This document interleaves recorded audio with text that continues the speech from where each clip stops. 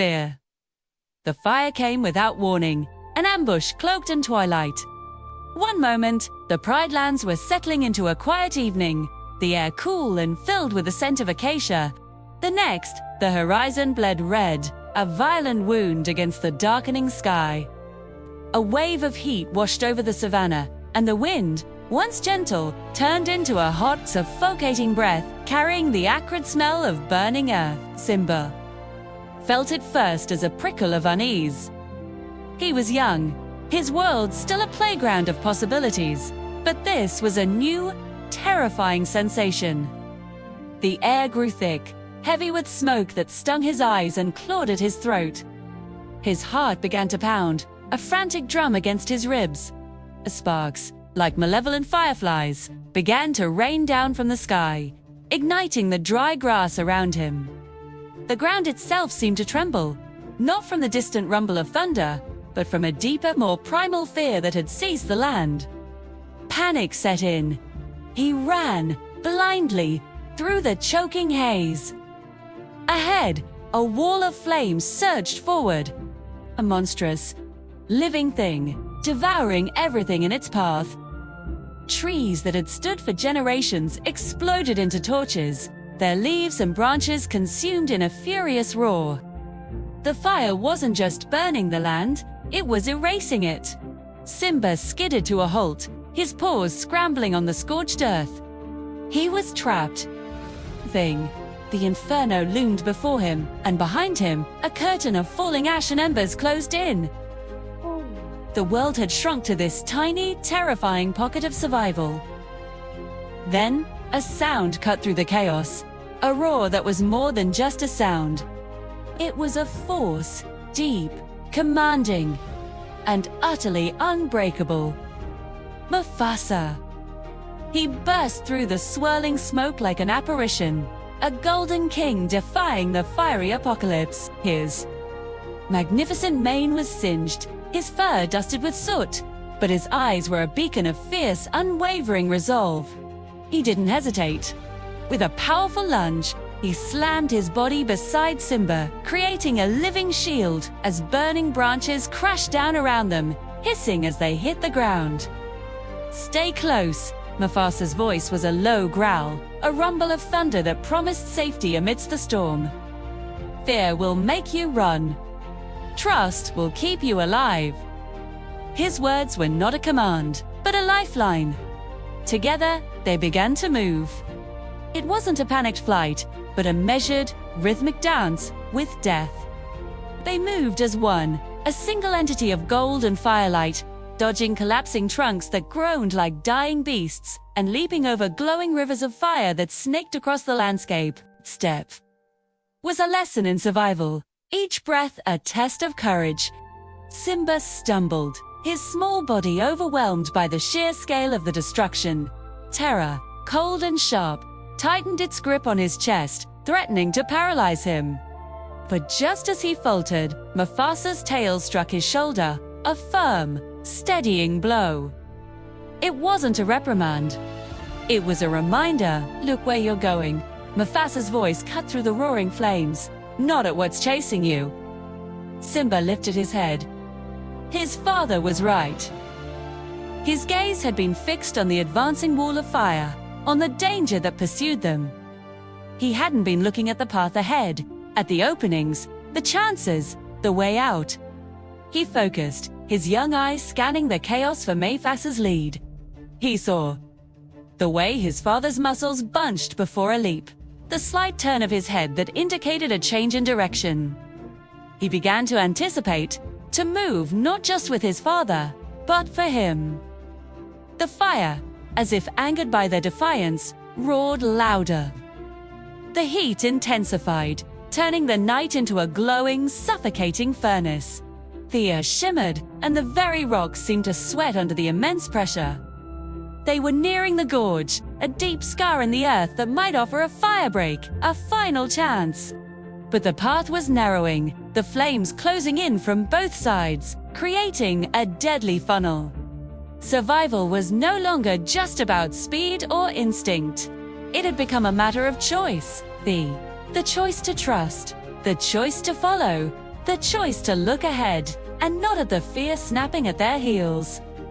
It was in this crucible of fire that a prince was not just being saved. A king was being forged. Flames drove them toward a narrow gorge where heat echoed and smoke pressed in from all sides.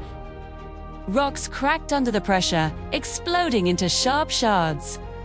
Simba felt the heat claw into his lungs, panic threatening to take control.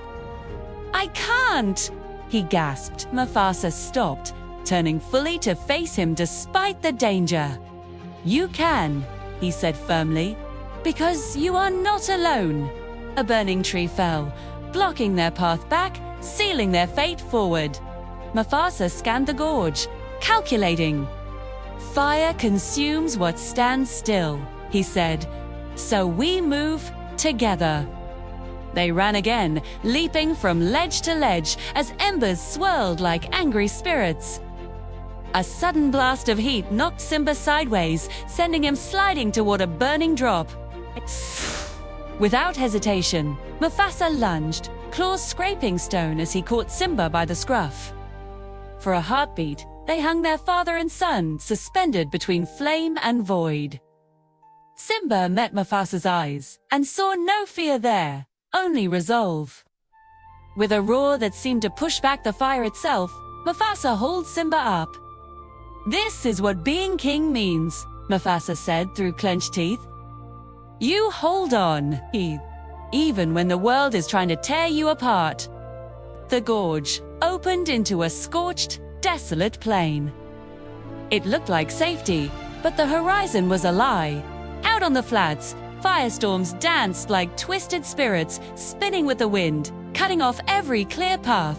Simba's little legs burned, each step in agony. A voice in his head, a cruel whisper of doubt, told him he was just slowing his father down. That he was a burden. He stumbled, his paws raw against the hot ground. Mufasa, even in the chaos, sensed his son's faltering spirit. He never broke his stride, but his voice cut through the roar of the flames, powerful and steady. "Strength isn't about never falling, Simba," he called out, his words a lifeline.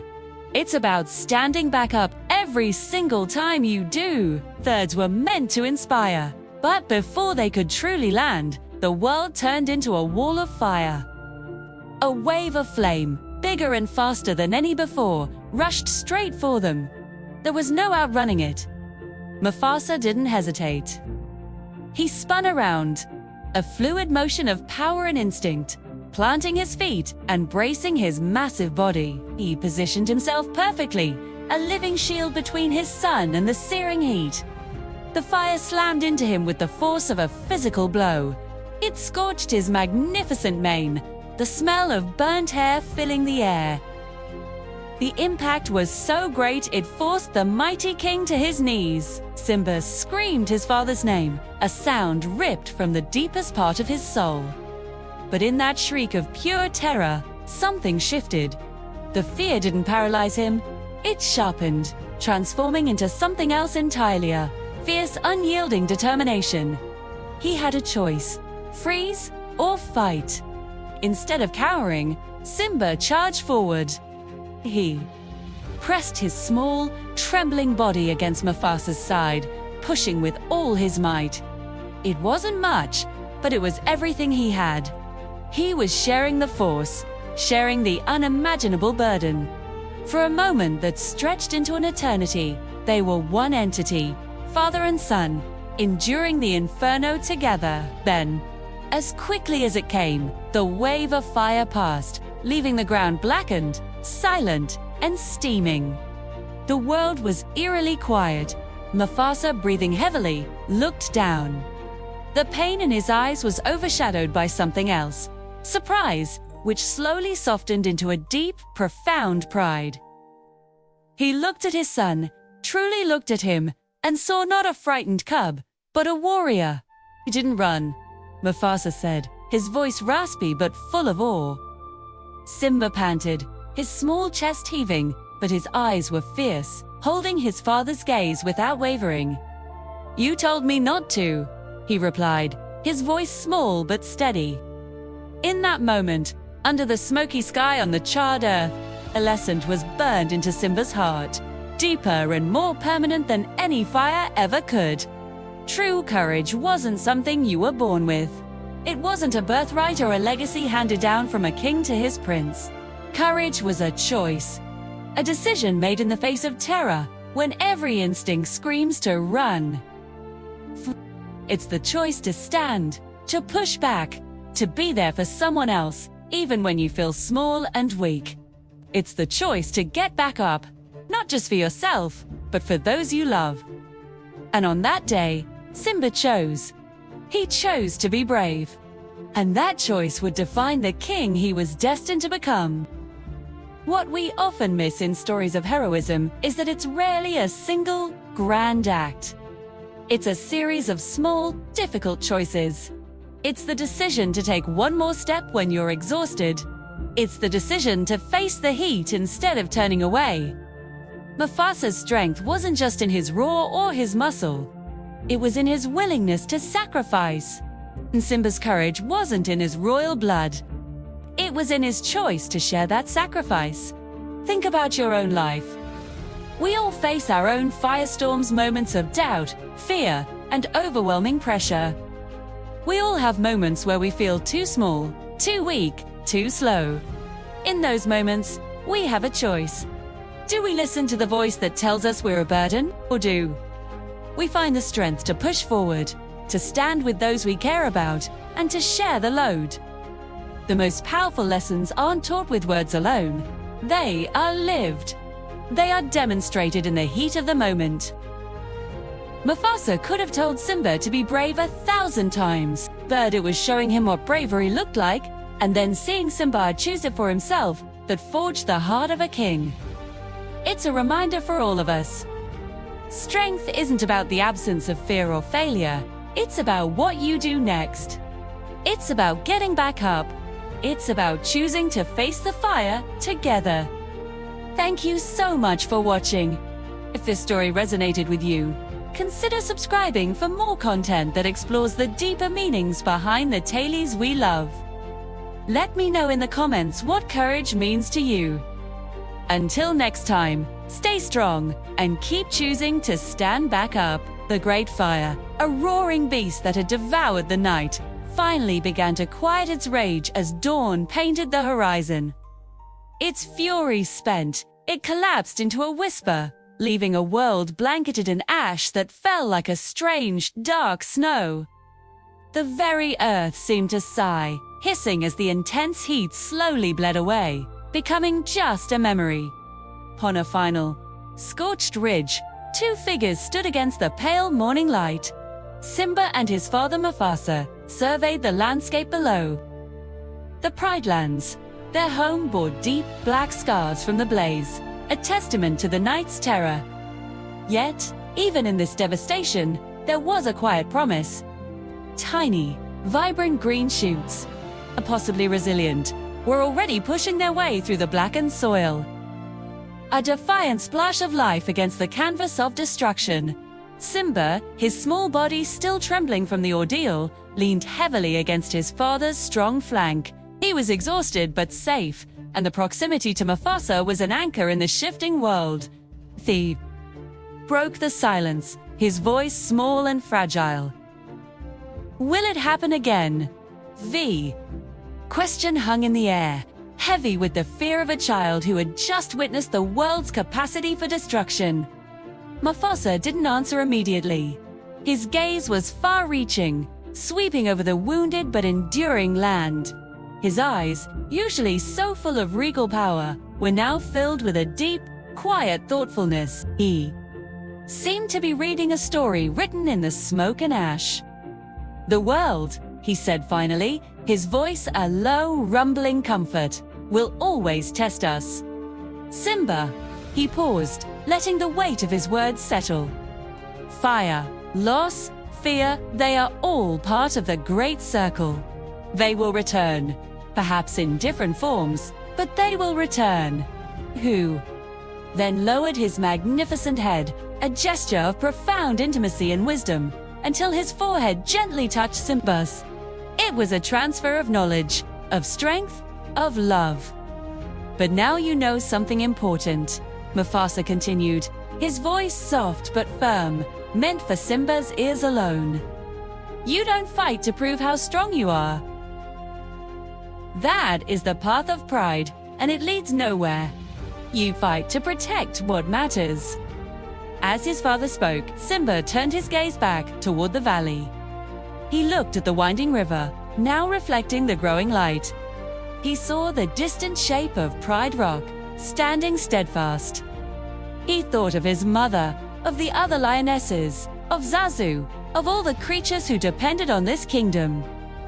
A new understanding began to settle in his young chest, a warmth that had nothing to do with the fading fire. It was the dawning of a king's wisdom. The battle for survival, the frantic, heart-pounding struggle against the flames, was over. But the lesson learned in its aftermath, that was a different kind of victory. One that would shape him for the rest of his days. It wasn't about conquering the fire. It was about enduring it. 2. It wasn't about displaying strength, but about using it in service of others. As the sun climbed higher into the sky, its golden rays spilled across the land, transforming the fields of ash into a shimmering tapestry of light and shadow. The new day didn't erase the scars, but it illuminated the promise of renewal. And on that ridge, two kings stood together. One, a wise ruler who had weathered countless storms, and the other, a young prince who had just faced his first.